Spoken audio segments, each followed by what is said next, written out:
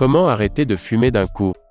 Vous avez une dépendance à la nicotine, et vous avez du mal à arrêter de fumer par la force de volonté, ou avec des aides telles que les patchs, les chewing-gums de nicotine, et d'autres solutions, mais elles sont inutiles et inefficaces. Malheureusement, vous n'êtes pas seul dans cette situation. Lorsque vous êtes en manque et quelle que soit l'heure, même la nuit, vous êtes capable de parcourir des kilomètres pour trouver un endroit, dans le but d'acheter ce paquet de cigarettes qui vous fait tant envie. Ne vous inquiétez pas, tous les fumeurs font ça. Vos vêtements, vos cheveux, votre voiture, vos rideaux sentent la fumée et le tabac froid. Et en plus de cela, vous présentez également un ou plusieurs de ces symptômes plutôt désagréables. Votre cœur bat plus vite que celui d'un non-fumeur. Accélération du vieillissement de la peau. Difficultés dans les sports d'endurance. Rhume et grippe plus fréquents. Douleurs dans le bras gauche. Manque de résistance. Toux du matin. Impuissance. Fatigue. Et la liste est longue, vous le savez aussi bien que moi. Voici le scénario dont vous pouvez être l'acteur principal. Le jour J est arrivé, et vous avez la ferme intention d'arrêter de fumer. Vous avez donc pris toute disposition pour réaliser votre sevrage d'ici 14 jours, dans les conditions optimales. À J+8 heures, la quantité de monoxyde de carbone dans votre sang est diminuée de moitié. L'oxygénation de vos cellules est redevenue normale. À J+24 heures, votre haleine est normale. Vos poumons ont commencé à éliminer mucus et résidus de fumée. À J+48 heures, vous n'avez plus de nicotine dans le sang. Vos sensations du goût et de l'odorat se sont déjà améliorées. À J+10 jours, les longues périodes sans tabac ne vous font plus peur. À J+4 mois, vous avez réacquis du souffle, et les escaliers ne sont plus un cauchemar pour vous. En plus de cela, vous n'avez pratiquement plus de toux matinale. À J+1 an, votre risque d'accident vasculaire cérébral, AVC, devient équivalent à celui d'un non-fumeur. Vos artères et vos poumons se sont bien décrassés. De plus, si vous avez mis l'argent de chaque paquet de cigarettes de côté, vous avez de quoi vous payer de belles vacances. À J+5 ans, votre risque d'infarctus est revenu à la normale selon Catherine Hill, épidémiologiste à l'Institut Gustave-Roussy à Paris. Est-ce que ce scénario vous tente? Oui, bien sûr allez-vous me répondre. Alors restez attentif à ce qu'il va suivre. Pourquoi fumez-vous? Parce que vous avez une dépendance psychologique au tabac, et que vous n'adressez pas ce facteur psychologique à la partie droite de votre cerveau, le subconscient. Vous vivez donc un conflit intérieur permanent, entre votre conscient et votre subconscient. La méthode SUB, en quoi ça consiste? Pour réussir à connaître la pleine maîtrise de vous-même, cette méthode agit directement sur votre subconscient. En effet, les recherches les plus récentes le prouvent. Cette force sur laquelle votre volonté n'a pas de prise, c'est votre subconscient, le grand maître de votre vie affective, de votre santé, de votre réussite et de vos addictions, dont celle au tabac. Donc une façon d'arrêter facilement et définitivement de fumer, est d'adresser le problème directement au subconscient. C'est pourquoi la méthode proposée ici, est un moyen logique et facile d'arrêter de fumer. Elle va vous permettre de reprogrammer votre subconscient, et de résoudre définitivement votre conflit intérieur. Bien sûr, personne ne peut vous faire exécuter ce que vous ne voulez pas, mais si vous voulez vraiment arrêter, vous pouvez vous débarrasser de cette vieille habitude de fumer en un temps relativement court. La méthode SUB ne vous demande pas d'effort particulier, pas de médicaments, pas de déplacement, pas de marabout, pas de drogue, pas d'hypnose. Grâce à la méthode SUB, vous allez pouvoir diminuer, puis arrêter de fumer sans effort, une bonne fois pour toutes. D'où provient la méthode SUB? En 1951, le Dr Al Baker a commencé ses recherches sur les effets de la suggestion subliminale. Une des études du Dr Baker impliquait l'utilisation de suggestions subliminales, incorporées dans le système audio d'un des centres médicaux dans le Missouri.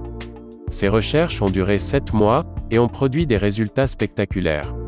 Les évanouissements dus à la peur des piqûres sont presque tombés à zéro, le nombre de personnes fumant dans les locaux du personnel a diminué de 79%, et les excès de mauvaise humeur dans la salle d'attente surpeuplée ont été réduits de presque 60%.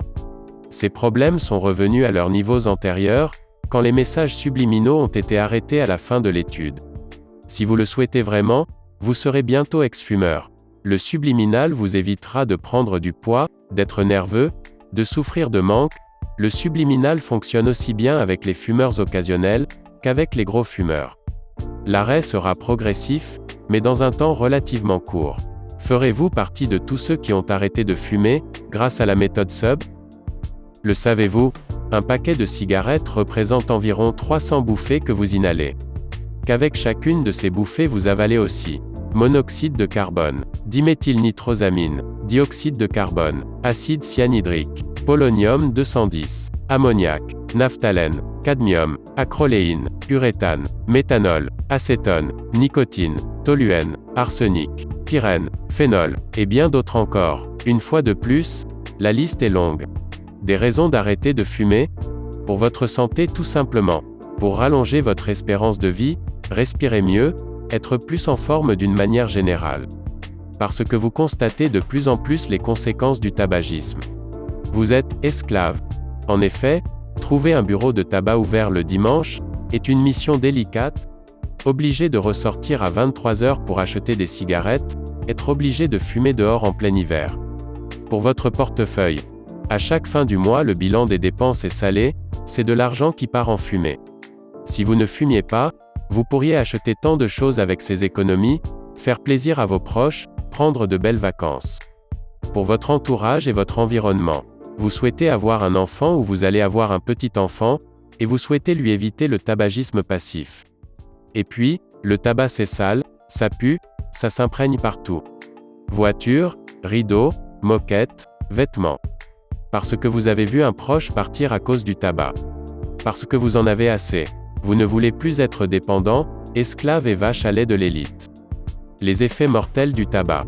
Les artères. Par un effet direct sur le développement de l'athérosclérose, toutes les artères vont être progressivement touchées, leur calibre se réduit aboutissant à l'angine de poitrine, et à l'infarctus du myocarde, mais aussi à l'artérite des membres inférieurs, d'abord crampes lors de la marche, puis douleurs nocturnes voire gangrène et amputation, à l'accident vasculaire cérébral avec son cortège de décès, de paralysie et séquelles diverses.